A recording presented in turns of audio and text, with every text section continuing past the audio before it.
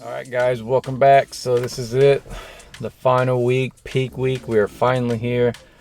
I'm extremely excited about it. This has been a crazy long journey, longer than the last time, longer prep. So I'm happy where we're at. I'm happy everything I accomplished up to this point. So I'm ready to go and go show it up on stage finally. So I'm actually here today to meet up with someone who I met up with after last video, after I was leaving this place, and so he kind of contacted me afterwards and was wondering if he could kind of just like tag along, get some experience, because this might be a route he wants to go someday. So that's kind of cool. So he's going to be on here speaking in a little bit, and then might break this video down into like maybe a 3-part series type thing, where today will be like the educational piece of what I'm getting ready to start facing here in peak week, and then in the middle part will be me during peak week with my diet and working out and stuff like that, and then the final one will be show day. So that's what I'm excited about. I think that's how we're gonna do it, and he should be here soon. So I'm gonna go get set up, and then we'll get talking with the young guy. So see you in a bit. Alright guys, I'm here with Caleb Gerber. So like I said, we ended up meeting last time I was around here, and he contacted me later because he's getting into exercise science, correct? Yeah. And I'll have him introduce himself here real quick so I don't steal all his thunder. Yeah, like you said, I'm Caleb Gerber. I'm going to school at Cedarville University, which is close to where we're at right now. I'm studying exercise science. I kind of hope to take that down the road and become a doctor down the road, with chiropractic. That's a little bit about me. So I thought it'd be useful, and it's like almost perfect timing for him, because I'm going through like my last couple weeks of training, and that's when the body takes a real big toll. So we're gonna just kind of go over some of the things that like I'm gonna be experiencing during this next week, especially like in the lower body fat percentages. So to talk about body fat percentage, there's non-essential and essential. And essential is something that most people don't look at. When you're bodybuilding, it's said that you shouldn't probably go below 4% body fat. If you ever hear of anyone ever saying they go below that or below 3, it's probably not accurate. Because at 3%, your body really needs that as far as for like your organs and stuff, insulation. And I don't know if you can dig in deeper than that, but Yeah, so your essential body fat is usually about 5%. And the reason why it's essential is because your body needs insulation, but it's also used for all the vitamins and minerals that you have in your body. And so it's essential for your health to really have that fat. And when you are bodybuilding, you get down to kind of almost an unhealthy level of body fat percentage, but you need to make sure that you really don't go under 5% or so. yeah, so it starts taking a big toll on the body, especially one of the parts is your metabolism, or more specifically like your metabolic fuel. So I've mentioned some of that in my video before, as far as what your metabolism does. The lower you start going, and more or less because your body, what you're feeding it, just doesn't have the energy push out towards you. So like when you're working out and you're trying to build muscle, if you're only eating at like, say whatever your basal metabolic rate is at, say 1,700 calories, and that's all you're feeding or below that, it's not going to have the energy to give you to sustain to go through your workout. So one of the things you start seeing that is more along the lines of like fatigue. So I was gonna have him explain a little bit more of like fatigue and body mechanics and down the lines of that. So Yeah, so when you're working out, obviously you're taking energy away from your body, and that's why you want to fill it with food, to fill it with energy. But that word metabolism basically is that energy exchange, your body's way of equilibrium of energy, or balance of energy. And so fatigue is when you kind of go so far under that metabolic equilibrium that your body most literally starts kind of eating its own tissue, and it starts dying. And so dystrophy is kind of that muscle loss. And so when you're so pointed in your training, and you're eating just a certain amount of calories, and you want to get down to that just 5% body fat, you risk that dystrophy and that fatigue. And fatigue can lead to things like necrosis, which is just tissue death. And so it's really hard in your training to make sure that you've got really good form and that you're feeding yourself properly with proper nutrition so that you don't reach that level of fatigue where your body tissue starts dying and you start losing muscle.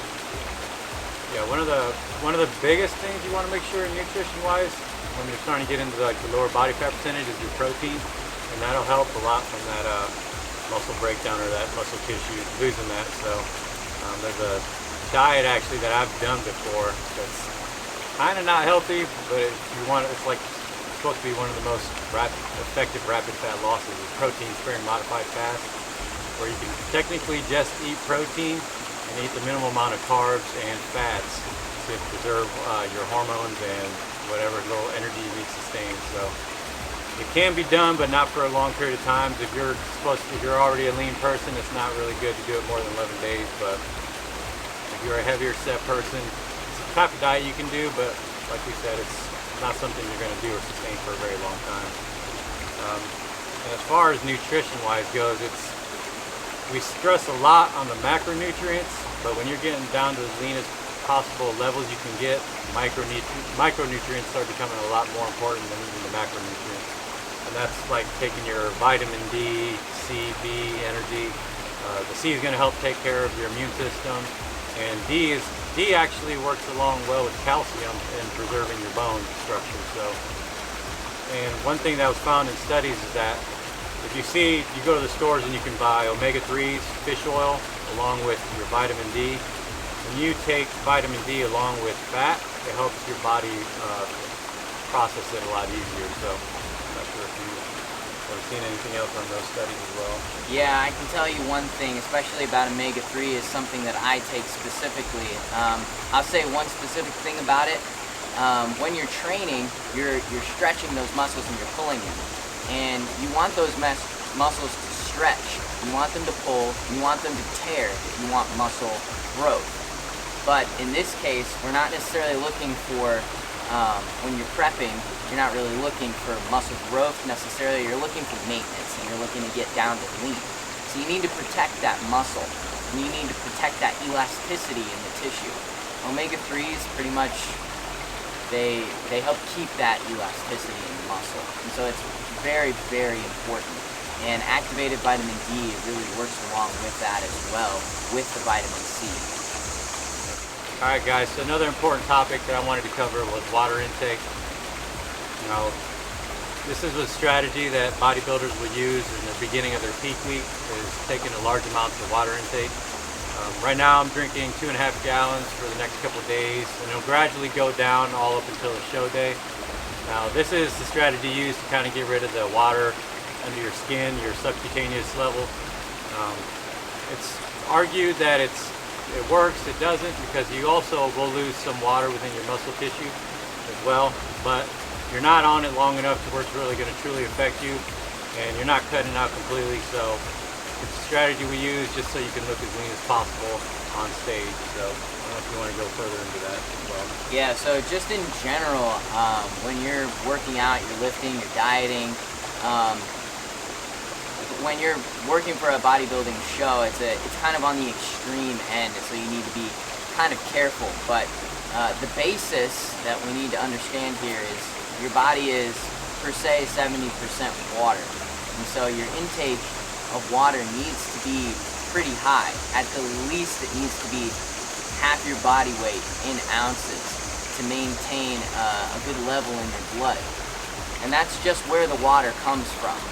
Pretty much most of the water in your body is in your blood, and if you don't get your water in, your blood will be like syrup, which is obviously extremely unhealthy. And so when you're this low in body fat percentage, you need to make sure that your water intake is pretty good to make sure you're maintaining nutrients and stuff. Because basically, if your blood is mostly water, well, your blood transfers nutrients to your muscles. That's how they get the protein. That's how they get anything. And so you need to make sure that you've got the water. And obviously, if your blood's like syrup, it's not going to move very fast. So just make sure to get your water intake in. And like Jonathan said, I think when you're getting close to the end of your prep, yes, you probably will have a little bit of that necrosis or that muscle tissue loss, but if you want to look the best the day before, then it might be an essential item in your prep to kind of dehydrate yourself and go off water for a certain hours of, 24 hours or maybe 48 hours. Yes, another important part of the water intake is because you're taking in so much and you're actually peeing so much, you start losing a lot of your electrolytes, so your magnesium, potassium, sodium. So that's something that you have to keep going along the process.